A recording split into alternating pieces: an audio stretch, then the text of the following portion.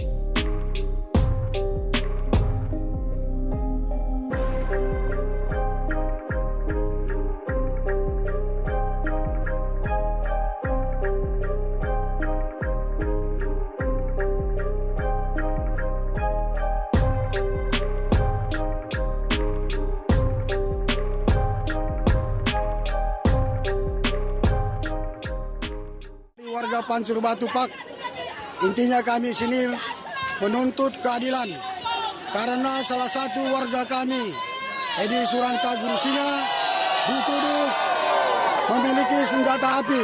Ternyata di sidang pengadilan 9 saksi mengatakan bahwa abang anda kami, Edi Suranta Guru Singa, tidak ada senjata apinya. Itu menurut keterangan saksi bahwa senjata itu milik oknum TNI. Milik oknum TNI. TNI ini tolong segera ditangkap, Pak. Tolong segera ditangkap.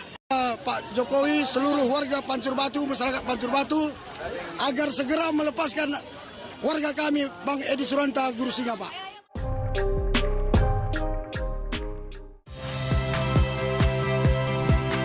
Saya Tifa Solesa.